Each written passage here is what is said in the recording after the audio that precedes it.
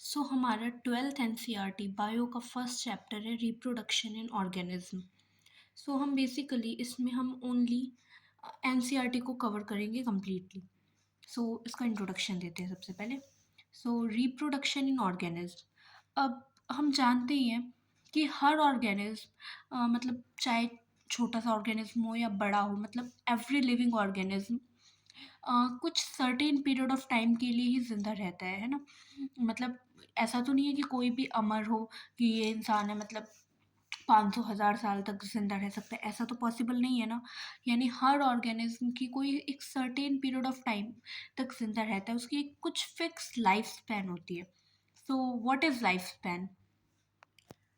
Life span is the period from birth to the natural death of an organism. यानी कि जब से कोई ऑर्गेनिज्म पैदा हुआ है और उसकी नेचुरल डेथ तक वो जो टाइम पीरियड होता है हम उसको क्या कहते हैं? लाइफ स्पैन कहते हैं। अब हमारी एनसीईआरटी में ही एक मतलब टेबल दे रखा है 1.1, जिसमें ये सभी ऑर्गेनिज्म का कुछ ऑर्गेनिज्म का लाइफ स्पैन दे रखा है। जिसमें जैसे कि फॉर एग्जांपल इसमें बटरफ्लाई का दे रखा है 1 to 2 वीक्स, क्रो का है 15 ईयर्स और पैरट का है 140 ईयर। तो कुछ अजीब बात नहीं है कि क्रो और पैरट का साइज तो ऑलमोस्ट सिमिलर है ना, but crow 15 years he survive कर रहा है और पैरट 140 ईयर्स, ऐसा क्यों?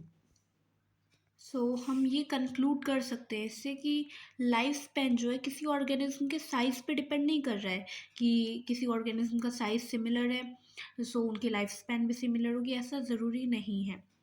सो क्रो और पैरट के एग्जांपल से भी हम समझ सकते हैं इन दोनों का साइज़ ऑलमोस्ट सिमिलर है, बट पैरट 140 ईयर्स जी रहा है और क्रो ओनली 15 ईयर्स। इसका एक और एग्जांपल हो सकता है mango tree and people tree. Mango tree और पीपल ट्री की लाइफ स्पैन बहुत ज़्यादा है और मैंगो ट्री की कम है।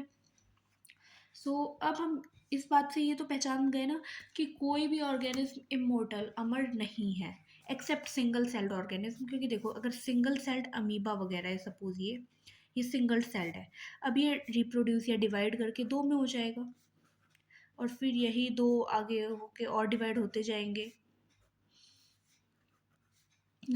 इनकी तो कोई नेचुरल डेथ है ही नहीं ना। हम जो भी बात करेंगे यूनिसेलुलर ऑर्गेनिज्म को हटा के बात करेंगे। No organism is immortal except single celled organism. अब जैसे कि हमने कह दिया कि कोई भी ऑर्गेनिज्म अमर नहीं है, इमोर्टल नहीं है।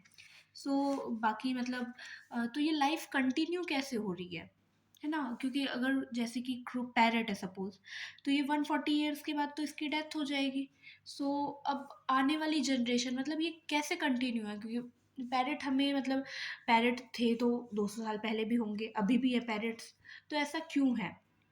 This is due to the process of reproduction. Reproduction is the biological process in which an organism gives rise to young ones, offspring similar to itself. अब देखो, ये सिमिलर टू इटसेल्फ इम्पॉर्टेंट है। Reproduction में मतलब reproduction क्या है? एक process है जिसके थ्रू कोई भी ऑर्गेनिज्म है वो क्या करता है? अपनी ऑफस्प्रिंग जनरेट करता है और वही ऑफस्प्रिंग क्या होगी? ग्रो होगी, मेच्योर होगी एंड देन वो भी रिप्रोड्यूस करके न्यू ऑफस्प्रिंग प्रोड्यूस करेगी। ठीक। सो अब देखो, तो ये ना रिप्रोडक्शन क्या करता है? इनेबल्स कंटिन्यूटी ऑफ स्पीसीज, है ना। अगर रिप्रोडक्शन नहीं होगा मतलब एक टाइम के बाद तो लाइफ ख़त्म हो जाएगी ना। अब कुछ फैक्टर्स हैं जो कि मतलब जिसके ऊपर डिपेंड करता है कि वो कोई ऑर्गेनिज्म कैसे रिप्रोड्यूस करता है। ऑर्गेनिज्म का हैबिटेट, इंटरनल फिजियोलॉजी और कुछ और भी फैक्टर्स है जो डिटरमाइन करते हैं कि ऑर्गेनिज्म कैसे रिप्रोड्यूस कर रहा है। या तो वो एसेक्सुअली रिप्रोड्यूस कर रहा है, सेक्सुअली रिप्रोड्यूस कर रहा है। तो मतलब हमें ये सब कैसे पता चलता है? अब रिप्रोडक्शन भी टू टाइप्स के हैं। First one is asexual and second one is sexual. अब हम बहुत पहले से ही जानते हैं कि एसेक्सुअल में क्या होता है? ओनली सिंगल पेरेंट इन्वॉल्व होता है और इसमें बोथ पेरेंट्स यानी कि mother and father both are involve. अब इसमें क्या होता है? सेक्सुअल रिप्रोडक्शन में फ्यूजन ऑफ गैमेट्स होता है। फ्यूजन ऑफ गैमेट्स इसका मस्ट पॉइंट है, ये सबसे इम्पॉर्टेंट है। और ए सेक्शुअल रिप्रोडक्शन में मतलब सिंगल पेरेंट से हो रहा है, सो इसमें मतलब विद और विदाउट फॉर्मेशन ऑफ गैमीट, यानी कि इसके अंदर गैमीट बन भी सकता है और नहीं भी बन सकता है, कंडीशंस होती हैं।